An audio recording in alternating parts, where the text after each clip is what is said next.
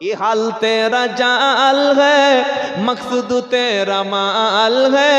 ये हाल तेरा चाल है, मकसद तेरा माल है।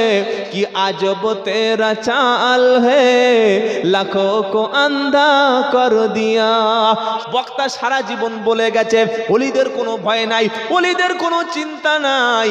এই রকম 5 শ্রেণীর ব্যক্তিকে আল্লাহ পাক বলেছে আরো 4 শ্রেণীর ব্যক্তি আছে যারা তাদেরও কোনো চিন্তা নাই। আজও পর্যন্ত এটা শোনানো হলো না আপনাদের।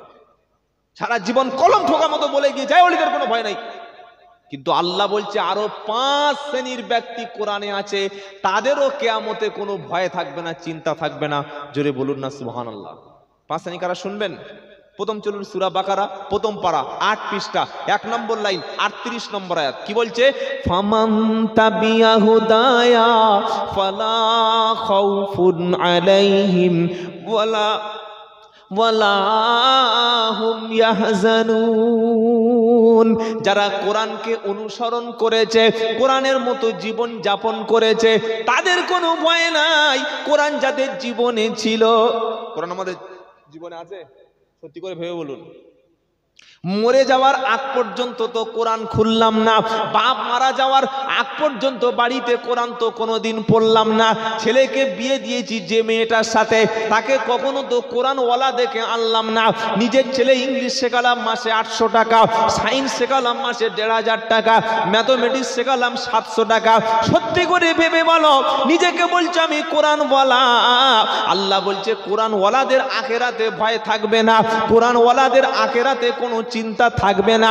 নিজের ছেলেটা এখনো কোরআন শরীফ পড়তে পারে না, এখনো আল্লাহর কালাম কখনো খুলে দেখে না। এ নিয়ে কত পারো পেরেশানি হয়েছেন বলুন। রাত্রেবেলা তো শুয়ে শুয়ে চিন্তা করার দরকার ছিল, আল্লাহ যে কিতাব হাতে না থাকলে জান্নাত পাওয়া যাবে না, যে কিতাব জান্নাতের গ্যারান্টার, যে কিতাব সাথে থাকলে জান্নাতি হবে। কোরআন আখিরাতে হাসরের ময়দানে কোরআন বান্দার সুপারিশকারী হবে। এখানে সুবহানাল্লাহ বলার দরকার নাই। কোরআনের এত বড় কথা শুনে মুখ দিয়ে সুবহানাল্লাহ বার হলো না, হবে কি করে? আমাদের ভিটামিন বক্তব্য তো শুনিয়ে চলে গেছে সমস্ত বক্তারা। কোরআন আপনাকে হাসরের ময়দানে হয় পক্ষে থাকবে অথবা বিপক্ষে থাকবে। যদি আপনি দুনিয়াতে কোরআনের পাশে থাকেন, কোরআনের পক্ষে থাকেন, কোরআনকে ধরে থাকেন, কোরআনের সাথে থাকেন, কোরআন ওয়ালাদের সঙ্গে থাকেন, মাদ্রাসা ওয়ালাদের সাথে থাকেন, কোরআনের পথে আপনি সময় দেন, কোরআন আপনাকে ছাড়বে না। সুবহানাল্লাহ। আর যদি জিন্দেগিতে কোরআন না থাকে, বাড়িতে কোরআন নাই, খালি একটা মোটা বিয়ের সময় কিনে উপরে রেখে দিয়েছে, রমজান মাস আসলে মেয়েরা দুলে দুলে পড়ে আউযু বিল্লাহি মিনাশ শাইতানির রাজিম বিসমিল্লাহির রহমানির রহিম। ইয়া এত দুলছিস কেন রে? বমি উঠে যাবে তো। হ্যাঁ, অত শুদ্ধ নয়। 27 দিনে 1 খতম বাড়ির মেয়েরা। সুবহানাল্লাহ। যা পড়া, আল্লাহ যে কি ধোনা ধুনবে আল্লাহই জানে। কে এদের মাথায় যে কামড়ে বলেছে তোর খতম করতে হবে? হযরতে ওমর ফারুক রাদিয়াল্লাহু আনহু একটা আয়াত পড়তেন, সে আয়াতের উপর আমল করতেন, আবার সামনে একটা আয়াত তেলাওয়াত করতেন। সুবহানাল্লাহ। আর আমাদের কিছু মুসলমানের বাড়িতে একদিনে সকাল থেকে জোহর পর্যন্ত 1 খতম পড়া হয়। কি হয় আপনাদের এখানে নাকি? হ্যাঁ, সকাল থেকে জোহর 1 খতম। আস্তাগফিরুল্লাহিল আযীম, আস্তাগফিরুল্লাহ।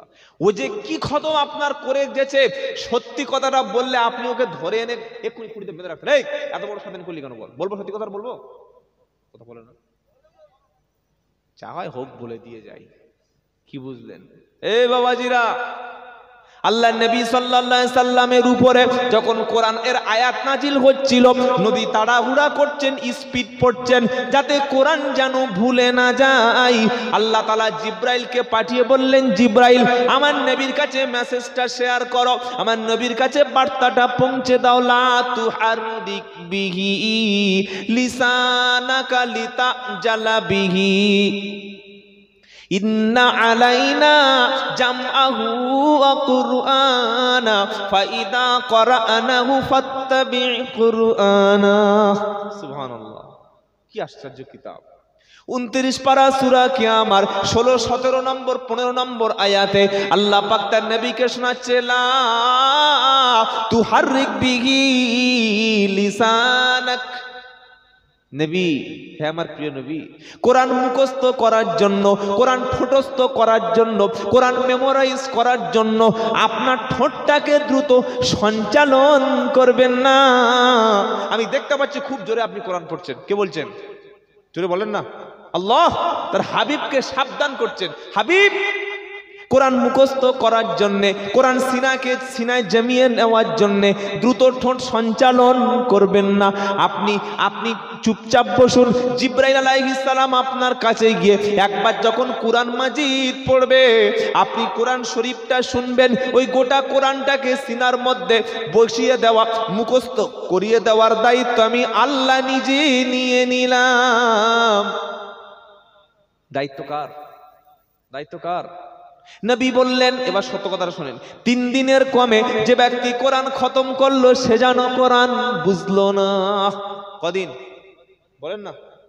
3 দিন। আর সকাল থেকে দুপুর পর্যন্ত দেখো তো, বাড়িওয়ালা বেচারি হাফেজ সাহেব এনেছে 1000 টাকা কন্টাক্ট। হাফেজ সাহেব কত করে নিচ্ছ? 1000 টাকা। দোষ হাফেজ সাহেবদের দেবো কেন?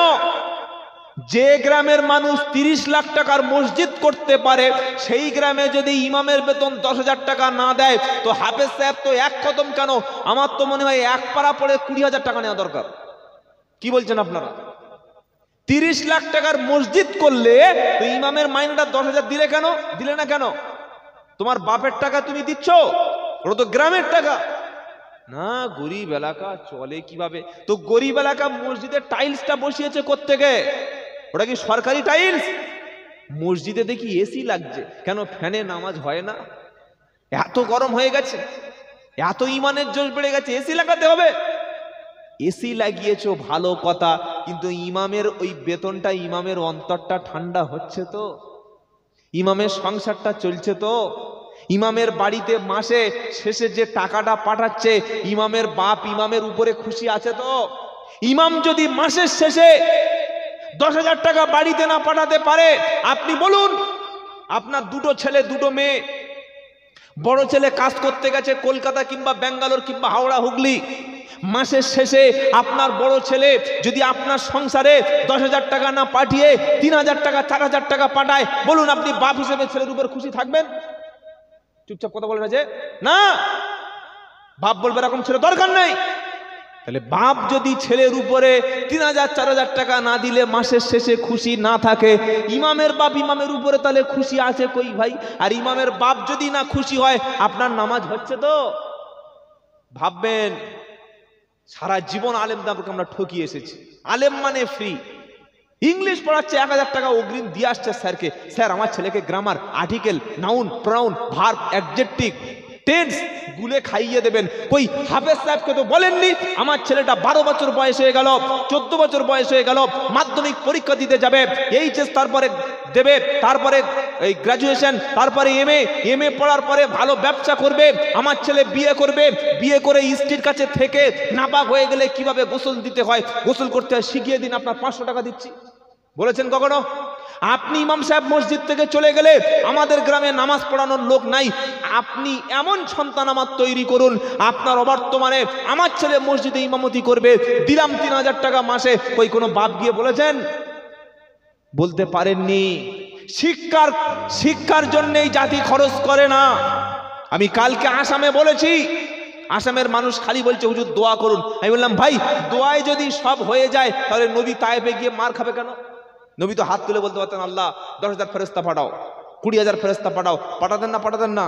না, সব জায়গায় দোয়াতে কাজ। বলেন দোয়াতে সব জায়গায় কাজ হয়? কিছু কিছু জায়গায় পরিশ্রম করতে হয়। আসামের মানুষ আমাকে বলল দোয়া করুন, আমরা খুব বিপদে।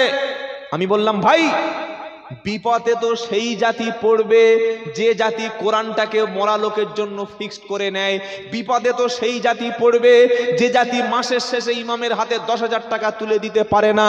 বিপদে তো সেই জাতি পড়বে যে জাতি বৃদ্ধ পিতামাতা, যার দোয়াটা সবচাইতে আল্লাহর কাছে কবুল হবে, যে সন্তানের জন্য সবচাইতে বড় পীর হচ্ছে বাপ মা।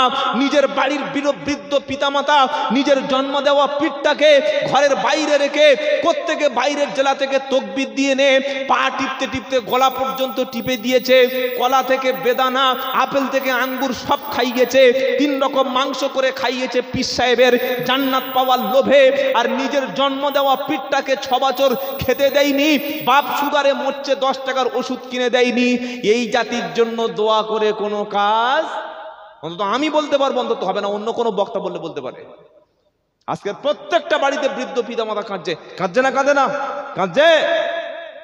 ছেলে মেয়ে বাপ মাকে তো মানে না। তাহলে এই জাতির জন্য কি করে আপনারা আশা করছেন? আবার বলছি দোয়া করে কি করব? আপনাদের আসাম রাজ্যে আমি কালকের বলেছি, আপনি শুনলে অবাক হবেন। আসামের সমস্ত মাদ্রাসা বন্ধ করে স্কুল বানিয়ে দেওয়া হয়েছে। আপনি তো এখনো বাংলায় শান্তিতে মাদ্রাসা চালাতে পারছেন। দিন আসছে সামনে, সামনে দিন আসছে। যদি এখনই আপনার মধ্যে কোরআনের কাছাকাছি না পৌঁছান, কোরআন ধরুন, পড়ুন, শেখান, পড়তে দিন, ঐক্যর সঙ্গে থাকুন, মসজিদের সঙ্গে থাকুন, ওলামাদের সঙ্গে থাকুন, খাঁটি হাক্কানি পীর চিনতে শুরু করুন। কাদের পিছনে ছুটছি ভাই আমরা? কি হলো? সাউন্ড শোনা যাচ্ছে না? এত জোরে চিল্লাচ্ছি, শোনা যাচ্ছে না? ও ঠিক আছে। আল্লাহু আকবার। সকলে নিয়ত করুন, আজ থেকে গিয়ে বাপ মাকে নিজের কোলে তুলে নেবো ইনশাল্লাহ বলেন। বাপ মাকে খাওয়াবো ইনশাল্লাহ বলেন। ওরে বাপ হলো তোর কাবা শরীফ, মা হলো তোর মদিনা। সুবহানাল্লাহ। বাপ বদদোয়া করছে, বাপকে না খেতে দিয়ে কেউ যদি হজে যায়, হজ কবুল হবে তো? হ্যাঁ, আসল উদ্দেশ্য প্রথম ছিল ছেলে বাপের হাতে বায়াত হবে। একটা ছেলে বলুন আমি বাপের হাতে বায়াত হচ্ছি, বলুন দেখি, বলুন। 500 টাকা দেবো নগদ, বলো। হুজুর বাপের হাতে বায়াত হয়? কে বলেছে?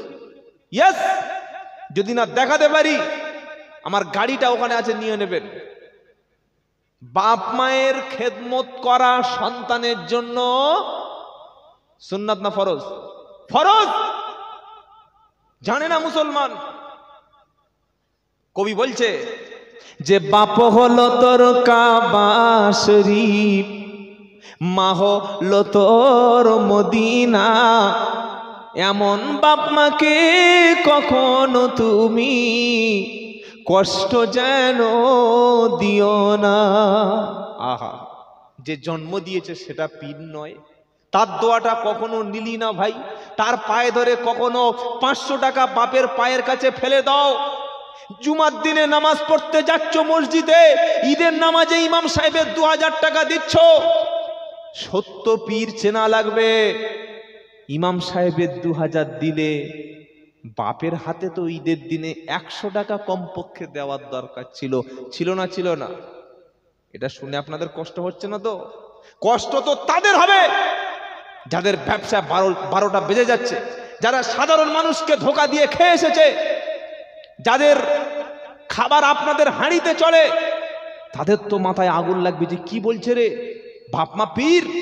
নবী বলছেন হুমা জান্নাতুকা ওয়া নারুক, বাপ মা তোমার জান্নাত, বাপ মা জাহান্নাম। বাপ খুশি, আল্লাহ খুশি। মা খুশি, আল্লাহ খুশি। বাপ মা নারাজ, আল্লাহ নারাজ। কথা কোনো 2 নম্বরই কথা হচ্ছে বলে মনে হচ্ছে নাকি? বাপ মাকে খেদমত করুন, জান্নাত পেয়ে যাবেন। সুবহানাল্লাহ। কোনো রোগ হবে না, কোনো বিপদ হবে না, কোনো রকমের মুসিবতে আল্লাহ আপনাকে ফেলবে না, বলুন সুবহানাল্লাহ। তো যেটা শোনাচ্ছিলাম ভাই, আজকের মুসলমানদের দুর্দশার প্রধান কারণ হচ্ছে শিক্ষা থেকে আমরা দূরে সরে এসেছি। ইমাম সাহেবের বেতনটা মাসের শেষে আমি আব্দুল্লাহ জুবাইর অনুরোধ করে বলে যাচ্ছি, অন্তত 10,000 টাকা ইমামের হাতে তুলে দেবেন, বলুন ইনশাআল্লাহ। ইনশাআল্লাহ বলেন। আর 10,000 টাকা ইমাম সাহেব পেয়ে মুরগির লেগ পিস আর বড় কালো মুরগির সাদা ডিম ভিটামিন যুক্ত খেয়ে ঘুমিয়ে পড়লে ইমামকে আল্লাহ ছাড়বে তো? কি বলছেন বলেন?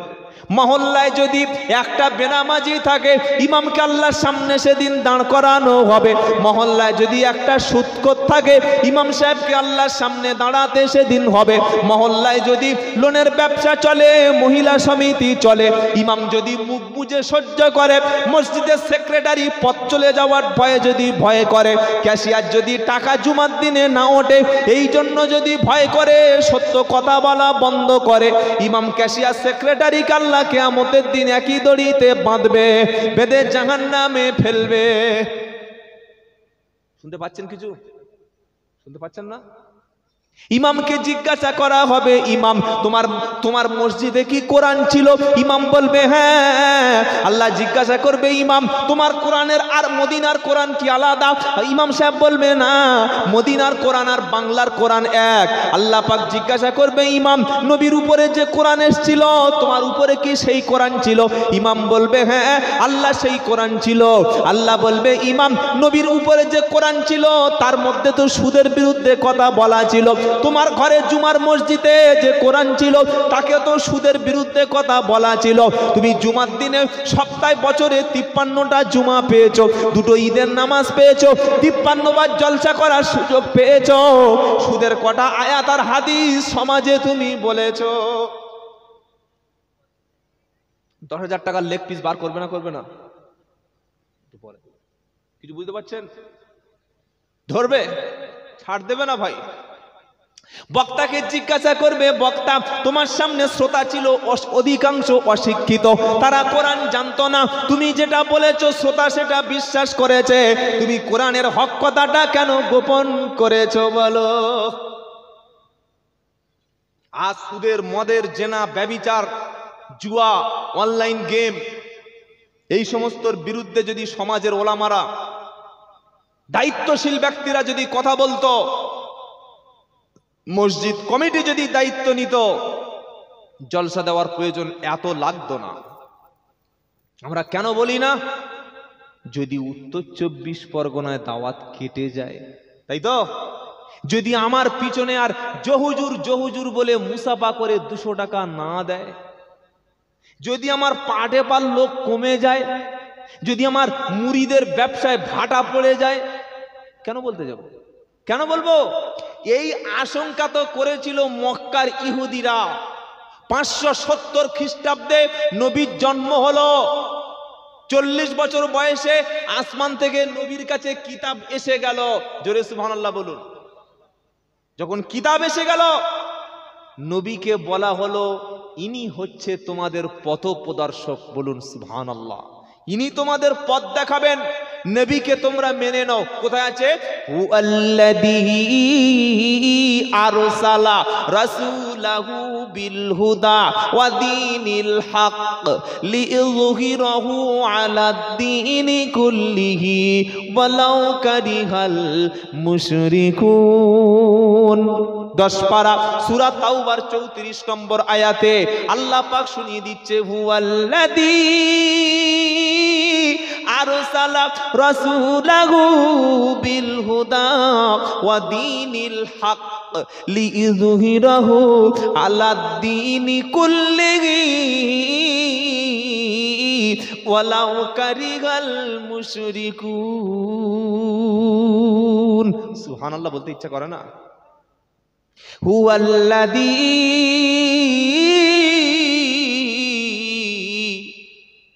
আরসালা রাসূলাহু বিল হুদা, যিনি তার রাসূলকে সত্য হেদায়েতের রাস্তা দিয়ে পাঠিয়েছেন।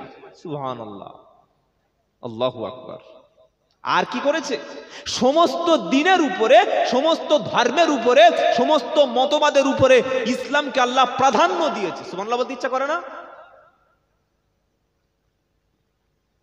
ওয়ালাউ কারিহাল মুশরিকুন, যদিও কাফের মুশরিকরা এটা অপছন্দ করে, তাদের গাত্রদাহ হয়, তারা সহ্যই করতে পারে না। নবীর কথা যখন কোরআনে চলে আসলো, মুসা নবীর উম্মতের উপরে যে তাওরাত নামক কিতাব এসেছিল, মুসা নবীর উম্মতদের বলা হয় ইহুদি যারা পথভ্রষ্ট হয়েছে। এই যে ইসরায়েল ইহুদি ছিলেন না, এরা কারা উম্মত? মুসা নবীর উম্মত। এরা সত্য গোপন করেছে। তাদের তৌরাত কিতাবে মুহাম্মদ সাল্লাল্লাহু আলাইহি সাল্লামের কথা অসংখ্যবার বলা ছিল।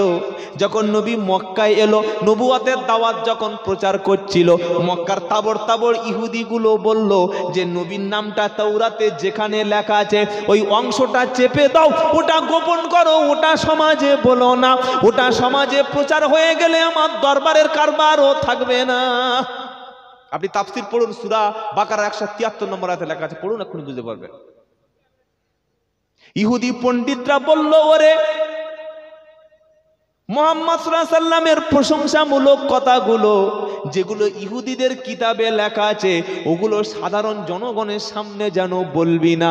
একবার যদি জনগণ জেনে যায় আমাদের ইহুদি ধর্মটা যেভাবে টিকে আছে, মিথ্যার উপরে টিকে আছে, সাধারণ মানুষদের আমরা তাদের রুজি, তাদের সাধারণ মানুষদেরকে বোকা বুঝিয়ে তাদেরকে আমার দরবারে এনে, তাদেরকে আমার বাড়ির সামনে এনে, তাদেরকে আমার গেঁড়া কলে ফেলে তাদের হাদিয়া উপর ঢৌকন দিয়ে যেভাবে পেট চালাচ্ছি, ব্যবসা চলছে, যদি মুহাম্মদ ইসলামের সত্য ইসলামটা, সত্য কথাটা যদি মক্কার জমিনে একবার প্রকাশ হয়ে যায় যে তৌরাতে নবী মুহাম্মদ সাল্লাল্লাহু আলাইহি সাল্লামকে মানতে হবে, এটা যদি একবার মক্কার মানুষ জেনে যায় আমাদের বাপদাদার ধর্ম শেষ হয়ে যাবে, আমাদের কারবার গুটিয়ে যাবে, আমাদের দরবার সঙ্গে সঙ্গে ভাঙন ধরবে। এই কথাটার ভয়ে তারা সত্য কথাটা গোপন করে দিল। কারা? ইহুদিরা। কারা? জোরে বলেন। ইহুদিরা। সত্য গোপন করা ইহুদিদের চরিত্র, সত্য প্রকাশ করা নবুয়তের চরিত্র। বলুন সুবহানাল্লাহ। কথা বুঝতে পারছেন না? পারেন না? তারা চেষ্টা করলো যে নবীর নামটা যে তাওরাতে আছে এটা যেন মক্কার মানুষ না জানতে পারে। যদি জানতে পারে তাহলে আমাদের ইহুদি ধর্ম থাকবে না। যারা আমাদের কাছে এসে হাদিয়া দিচ্ছে, উপঢৌকন দিচ্ছে, আমাদের পয়সা দিচ্ছে, আমাদের খাওয়াচ্ছে, তাদের টাকায় আমাদের পেট চলছে, তাদের টাকায় আমাদের রুটি রুজি হচ্ছে, আমরা আরাম আয়েশ করছি, গাড়ি বাড়ি করছি। যদি একবার চিনে যায় যে মুহাম্মদ সত্য নবী, আমাদের কাছে আসা বাদ দিয়ে সবাই আল্লাহর নবীর দরবারে চলে যাবে। বলুন সুবহানাল্লাহ। সুবহানাল্লাহ বলতে ইচ্ছা করে না? কোন দিকে যাবে মানুষ তখন? নবীর দিকে। তখন তার কি ইহুদিদের ধর্মে যাবে না? তাই তারা সত্যটাকে গোপন করে তুচ্ছ মূল্য পাওয়ার জন্য কিতাবের অংশে গোপন করলো। এদের চরিত্রটা যখন আল্লাহ তাআলা দেখলেন এবার এদের মুখোশ খুলে দেওয়া দরকার, এই সময় আল্লাহ তাআলা কোরআনে ইহুদিদের চরিত্র বলে দিল। ওই ইহুদিদের ধর্মযাজক পীররা, গুরুরা, আহবার এবং রুহবার যারা আহবার আর রুহবান, ইহুদিদের পণ্ডিতরা যারা নবীর নামটাকে তৌরাত থেকে চেপে দিয়েছিল, নবীর নামটাকে প্রকাশ করতে দেয়নি, কিছু এলাকার অন্ধ ভক্তদেরকে নিজের দলে ভিড়িয়ে তাদের মাথায় কাঁঠাল রেখে কভার করে খাওয়ার জন্য বেশ কিছুদিন চলল। পরবর্তীকালে আল্লাহ যখন কোরআনে আয়াতটা দিয়ে দিল, এই অন্ধ ভক্তদের চোখ যখন খুলে গেল, তারা সকলে দল বলে গিয়ে আল্লাহর নবীর হাতে হাত দিয়ে কলেমা পড়ে মুসলমান হয়ে ইহুদি পণ্ডিতদেরকে তখন হত্যা করতে শুরু করলো। একবার জোরে বলুন না সুবহানাল্লাহ। সেই সত্যটা আজও বাংলার জমিনে কিছু মানুষ গোপন রেখেছে। কিছু বক্তা এখনো স্টেজে সত্য কথাটা বলছে না, গোপন করছে। কেন? জনগণ আমাদেরকে আর ভালোবাসবে না বলে।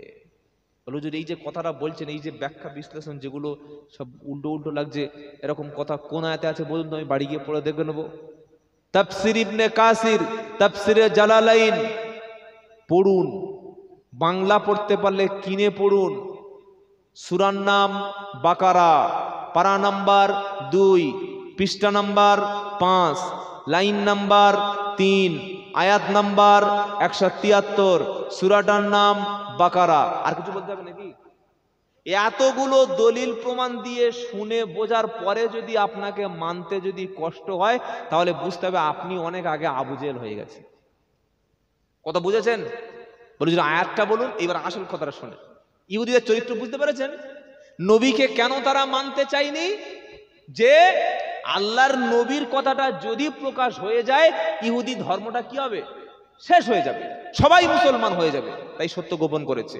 এবার আল্লাহ তাদের চরিত্রটা খুলে দিচ্ছে, কি বলছে? ইন্নাল্লাযীনা ইয়াকতুমুনা মা আনজালাল্লাহু মিনাল কিতাবি ওয়া ইয়াশতারুনা বিহি থামানান কলিলা উলাইকা মা ইয়াকুলুনা ফি বুতুনিহিম ইল্লান নার ওয়া লা ইউকাল্লিমুহুমুল্লাহু ইয়াওমাল কিয়ামাতি ওয়া লা ইউযাক্কিহিম ওয়া লাহুম আযাবুন আলীম। কি কঠিন কথা! ইন্নাল্লাযীনা ইয়াকতুমুনা মা আনজালাল্লাহু মিনাল কিতাবি, কোরআনের আরেকটা নাম কি বলেন না? কিতাব। ইন্নাল্লাযীনা, নিশ্চয়ই যারা, ইয়াকতুমুনা, সত্যকে গোপন করছে। আহা, কেন? মা আনজালাল্লাহু মিনাল কিতাবি ওয়া ইয়াশতারুনা বিহি সামানান কলিলা, আমি আল্লাহ যে কিতাব নাজিল করেছি, কোরআন পাঠিয়েছি, সেটার থেকে সত্যটাকে লুকাচ্ছে যারা। ওয়া ইয়াশতারুনা বিহি সামানান, বুঝতে পারছেন? ফিঙ্গার ল্যাঙ্গুয়েজ থেকে বুঝতে পারছেন না? ওয়া ইয়াশতারুনা বিহি সামানান কলিলা, মাল কি বলুন তো? এ হাল তেরা জাল হ্যায় মকসুদ তেরা মাল হ্যায়, এ হাল তেরা চাল হ্যায় মকসুদ তেরা মাল হ্যায়, কি আজব তেরা চাল হ্যায় লাখো কো আন্ধা কর দিয়া। সাধারণ মানুষ আপনারা, আপনাদের কোনো ভুল নাই, আমরা আপনাদেরকে ঠকিয়েছি ভাই, সত্যটা বলছি শুনুন। আল্লাহ পাক শোনাচ্ছে, ওয়াইয়াস্তারুনা বিহি সামানান কলিলা, তুচ্ছ মূল্য একটু রুটি রুজি হালুয়া, কিছু ধর্মের নামে ব্যবসা, কিছু অন্ধদের মাথায় কাঁটার লেকে কভার করে খাওয়া, সাধারণ মানুষের কাছে কোরআনটাকে চেপে দেওয়া, সাধারণ মানুষকে আল্লাহর আয়াত থেকে, শিক্ষা থেকে দূরে রাখা, এগুলো করেছে তারা কিছু তুচ্ছ মূল্য রুটি রুজি লুণ্ঠন করার জন্যে। আল্লাহ বলছে, ইয়াকুলুনা ফি বুতুনিহিম ইল্লান নার, ওদের পেটে ওরা আগুন ছাড়া অন্য কিছু খাচ্ছে না। এটা দুনিয়ার অপকর্ম ইহুদিদের। এবার শাস্তিটা শেষের অংশে বলছে, শাস্তিটা কি? আল্লাহ পাক বলছেন, ওয়ালা ইউকাল্লিমুহুমুল্লাহু ইয়াউমাল কিয়ামা, এই ইহুদি যারা কোরআন চেপেছে, যারা নবীর নামটা সত্যটাকে চেপেছে, যারা, আমি আল্লাহ তাদের সঙ্গে কথা বলবো না। ওয়ালা ইউযাক্কিহিম, তাদেরকে পরিশুদ্ধ পবিত্রতা করব না। ওয়ালাহুম আযাবুন আলীম, তাদের জন্য রয়েছে মর্মান্তিক শাস্তি। কি বুঝলেন? সত্য গোপন করা, অবশেষে সত্য প্রকাশ হয়ে গেল। আল্লাহ নবীর হাতে হাত দিয়ে সকলে মুসলমান হয়ে কলেমা পড়লেন। সুবহানাল্লাহ। এ বাবাজিরা, জ্ঞানী জনেরা, সুধী মানুষরা, আল্লাহ ভাইরা, তাই কোরআনের কোনো অংশ জাতিকে গোপন রাখা যাবে না। যে হাফেজ সাহেব সকাল থেকে দুপুর পর্যন্ত আপনার বাড়িতে এক খতম পড়ার নাম করে যে পড়ে গেছে, আপনার কি বিশ্বাস উনি পুরোপুরি এক খতম পড়েছে মনে হচ্ছে আপনার? আপনি তো কোরআন জানেন না, তিনি যা বলেছেন তাই শুনেছেন, তাই বিশ্বাস করেছেন।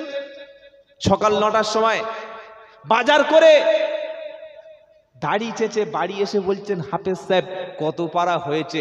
হাফেজ সাহেব চোখ মুজিয়ে বলে দিল 13 পারা চলছে। কত পারা? 13 পারা চলছে। আপনি বললেন হ্যাঁ ঠিক আছে। ভাই, একবার কি সত্যটা জানার চেষ্টা হলো না যে সকাল 7টায় যে ব্যক্তি কোরআন পড়তে বসলো না, আর 9টা থেকে 10টার মধ্যে 13টি পারা লোকটা পড়লো কিভাবে? আপনি তো জানেন না। কেন? আপনি ঠকে গেছেন। 11:30টার সময় হাফেজ সাহেবকে জিজ্ঞাসা করলো, হুজুর কত পারা চলছে? হাফেজ সাহেব চালাক, মাইনে দিচ্ছেন না মসজিদে, তা চলবে কিভাবে? যখন 11:30টার সময় বাড়িওয়ালা জিজ্ঞাসা করছে কত পারা হচ্ছে, হাফেজ সাহেব কি বলেছে? উনি আর বাংলা বলে নাই, উতলু মা উহিয়া মিনাল কিতাব, আকিমিস সালাত ইন্নাস সালাতা তানহা আনিল ফাহশাই ওয়াল মুনকার ওয়ালাযিকরুল্লাহি আকবার। বাড়িওয়ালা সঞ্চার ঘাড় নাড়া দিচ্ছে, মনে করলে খুব হচ্ছে। তার মানে হাফেজ সাহেব বলছে যে 21 চলছে। কত চলছে বলেন না? 21। বেলা 12টা বাজে। বাড়িওয়ালা বলছে হুজুর আমরা গোসল করে কি রেডি হব? তার মানে ফজরে গোসল করেছে। বলছে তুমি ফজরের নামাজ? বলছে হুজুর আজকে হয়নি। যার বাড়ি কোরআন শরীফ পড়া হচ্ছে সেই বাড়ির লোক ফরজ গোসল করেনি, সেই লোক ফজরের নামাজ পড়েনি। 12টার সময় বাড়িওয়ালা জিজ্ঞাসা করছে হাফেজ সাহেব এবার কি ধুয়ে আসবো? যে চাই এবার ধুয়ে এসো। ধুয়ে মানে বুঝে না কি ধুয়ে আসবে? নাপাক ধুয়ে আসবে। আস্তাগফিরুল্লাহ। আপনি যদি সকাল থেকে হাফেজ সাহেবের পাশে বসে বসে কোরআনটা শুনতেন, উনি কি পৃষ্ঠা বেশি উল্টাতে পারত না। 12টা বাজে। বাড়িওয়ালা জিজ্ঞাসা করছে কত? হাফেজ সাহেব চালাক, কি বলছে? আর রহমান আল্লামাল কুরআন খলাকাল ইনসান আল্লামাহুল বায়ান আশ-শামসু ওয়াল কমারু বিহুসবান ওয়ান নাজমু ওয়াশ শাজারু ইয়াসজুদান। বাড়িওয়ালা বলছে কতবার হাফেজ সাহেব? ওর বউ বলছে এদিকে এসো। কিছু জানে না কতবার 27 পারা চলছে সূরা রহমান, জানো না? বউয়ের দাঁত কিচানি শুনে তাড়াতাড়ি করে মাথা রুমাল ফেলে যাচ্ছে। ঠিক আছে ঠিক আছে। ও বুঝতে পেরেছে তিন পারা বাকি আছে। কত পারা? 3, 28, 29, 30। 12:30 আজান হচ্ছে মসজিদে, একটাই জামাত। আল্লাহু আকবার আল্লাহু আকবার। বাড়িওয়ালা মনে করছে কি সর্বনাশ, আজান হচ্ছে এখন হাফেজ সাহেব পড়ছে, খতম হবে। হাফেজ সাহেব তো জানে যা করার সেরে দিয়েছি, খতম, এবার তোমার খতম করবো। বলছে কত চলছে? ভাই স্ট্যান্ডটা আপনি আগিয়ে আনুন তো। এই যে হ্যালো, স্ট্যান্ডটা আগিয়ে আনুন। পিছনে যারা, হ্যাঁ সামনের দিকে আগে যাদের লোক, আপনার চেয়ার নিয়ে বসে, যদি সমস্যা হয়। বাড়ির লোক বলছে কত? হাফেজ সাহেব কি বলছে জানেন? আম্মা ইয়াতাসাআলুনা আনিন নাবাইল আযীম আল্লাযী হুম ফীহি মুখতালিফুনা কাল্লা সায়ালামুন সুম্মা কাল্লা সায়ালামুনা আলাম নাজআলিল আরদা মিহাদা ওয়াল জিবালা আওতাদা। কত ভাই? 30। Last end finish. আজান হয়ে গেল, নামাজ হয়ে গেল। আল্লাহুম্মা আমিন। আল্লাহ যা কিছু পড়া হয়েছে বাড়িওয়ালার পিতা মাতা আত্মীয় স্বজন সবার রুহে পৌঁছে দাও। ভেবে বলবেন। সত্যটা বলবো না চেপে দেবো, বুঝতে পারছি না। বলবার একটা সত্য কথা ভাই, আপনি আপনার শ্বশুর বাড়িতে গিয়ে যদি ইয়াসিন শরীফ পড়েন, সওয়াবটা শ্বশুরের হবে না আপনার? কার? যিনি পড়েছেন তার হবে। কেউ যদি জামাইয়ের বাড়িতে গিয়ে সূরা রহমান পড়ে, তার হবে। হাফেজ সাহেব যে পড়লেন, হ্যাঁ একটা জায়গায় লাভ হতো যদি আপনি বসে শুনতেন। যদি বসে শুনতেন, শোনাটাই লাভটা আপনার ছিল, আর কিচ্ছু নয়। বাদ বাকি যত পড়েছে সওয়াব গেছে হাফেজ সাহেবের। সকাল থেকে যে নাস্তা ওটা গেছে হাফেজ সাহেবের পেটে। দুপুরে মুরগির ঝোলটা এটা যাবে হাফেজ সাহেবের পেটে। 1000 টাকা দুটো 500 টাকার গান্ধী ওটা যাবে হাফেজ সাহেবের পকেটে। ভাই আপনার কি হলো? হিসাব নেবেন না সমাজ থেকে? বল হুজুর তাহলে এই ঠকান ঠকেছি, আপনি আমাদেরকে কি ঠকাচ্ছেন? না, আমি আব্দুল্লাহ জুবায়ের বলছি, আপনার সন্তানটাকে হাফেজ সাহেবের কাছে মসজিদে পাঠিয়ে দিন। ওই সন্তান এসে যখন বাড়িতে কোরআন তেলাওয়াত করবে, হাফেজ সাহেব তো 364 দিন আসবে না ভাই। আসবে কি? আসবে না, বছরে একবার। এই কোরআনটা যখন 365 দিন আপনার বাড়িতে তেলাওয়াত হবে, আল্লাহর রহমতটা তখন বৃষ্টির মতো নাজিল হবে। আর ছেলের দোয়াটা বাপের জন্য, ওয়ালাদিন সালিহিন ইয়াদউ লাহু। নবী বলে গেছেন মানুষ মারা গেলে কোনো হাফেজ কোনো পীর, কোনো মুফতি, কোনো ফকিরের দোয়া নয়। যোগ্য ওলামাদের জিজ্ঞাসা করুন, মুসলিম শরীফের হাদিস, ওয়ালাদিন সালিহিন ইয়াদউ লাহু, মাইয়েতের জন্য নেক সন্তানের দোয়াটা তার উপকারে আসবে। জোরে বলুন একবার সুবহানাল্লাহ। আপনি এতদিন ঠকেছেন, আজ যাতে ভবিষ্যতে ঠকবাজদের জোচ্চোরদের পাল্লায় না পড়তে হয়, সেজন্য একটা ছেলেকে ইমামের হাতে ধরে কাল সকালে 5,000 টাকা দেয়া হলেও দেওয়া লাগবে। আর আসার সময় বলবেন, হুজুর আপনি যেভাবে কোরআন পড়ছেন আমার সন্তানটাকে ওই রকম কোরআন শিখিয়ে দিন। আপনি যেভাবে নামাজে পড়েন আমার সন্তানকে ওইভাবে কোরআন পড়ান। কিরকম কোরআন? ওয়ারাত্তিলিল কুরআন তারতিলা। 29 পারা সূরা মুজাম্মিলের 4 নম্বর আয়াতে আল্লাহ পাক শোনাচ্ছে, হাবিব গো কোরআন যখন পড়বে তারতিলের সঙ্গে, তাসবিদের সঙ্গে থেমে থেমে কোরআন পড়বে। কারণ মানুষ যখন কোরআন পড়ে সে আল্লাহর সঙ্গে কথা বলে। জোরে বলুন সুবহানাল্লাহ। তাহলে দুই শ্রেণীর ব্যক্তির কথা শোনালাম। প্রথম আল্লাহ বলছে ওলিদের কোনো ভয় নাই। দ্বিতীয় আল্লাহ পাক সূরা বাকারার 38 নম্বর আয়াতে বলছে কোরআন যাদের সাথে আছে তাদের কোনো ভয় নাই। সুবহানাল্লাহ বলার দরকারও নাই।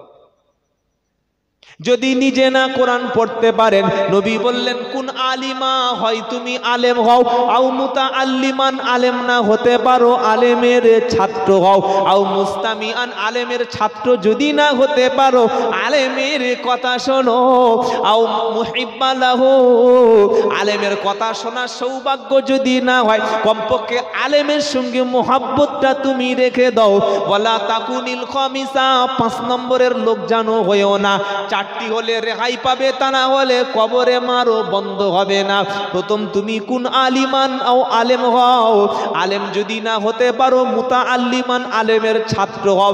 ছাত্র হলো সে আলেমের উপরে আঙ্গুল তুলে কথা বলে যে ছাত্র তো, ইমামের সামনে বেয়াদবির মতো হাত তুলে ইমামকে রাস্তায় দাঁড়িয়ে মাসআলা জিজ্ঞাসা করে যে আলেমের ছাত্র কখনো নয়। যে ওলামা যারা বসে আছে জিজ্ঞাসা করো, একটা ছাত্র মাদ্রাসায় গিয়ে মাথায় টুপি দিয়ে ওযু করে হাঁটুটা মুড়ে নামাজের কায়দায় বসে ওস্তাদের কাছ থেকে আলিফ বা তাসা শিখতে হয়, কোরআন শরীফের 30 পারা মুখস্থ করতে হয়, হাদিস শিখতে হয়, উসুল শিখতে হয়, ফিকা ফারাজ শিখতে হয়, মিজান নাহমির পড়তে হয়, সবকিছু শিখতে হয়। ছাত্র মাথা নিচু হবে, ওস্তাদ উঁচু জায়গায় বসবে। ছাত্র কাঙালের মতো ইলিম ভিক্ষা করবে, ওস্তাদ ইলিম বিতরণ করবে। এটাই হলো ছাত্রর নমুনা। চায়ের দোকানে বলছে, ও হুজুর বললে কি, বললে শুনেছি নাকি বিড়ি খাওয়া চলে না। বলছে না চলে না। তা বলছে তামাক যদি খাই কি হবে?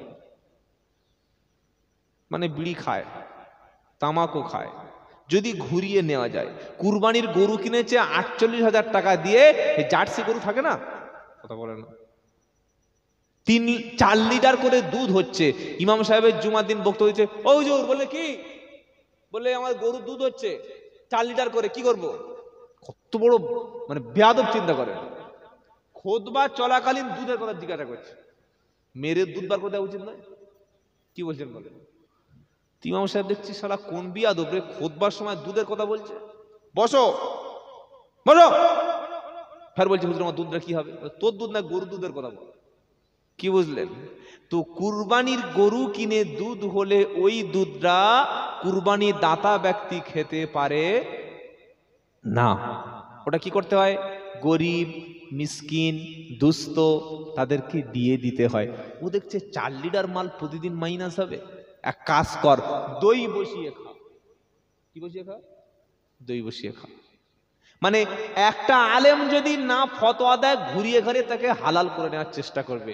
এটা হচ্ছে ঠকবাজ, জোচ্চোর, বাটপার। এটা আলেমের ছাত্র হওয়া নয়। ভাই জীবনে ঠকেছেন, আর ঠকবেন না। বলুন আলেমের ছাত্র হবো ইনশাআল্লাহ। ইনশাআল্লাহ বলেন। ছাত্র যদি হয় আলেমের ছাত্র হতে হবে।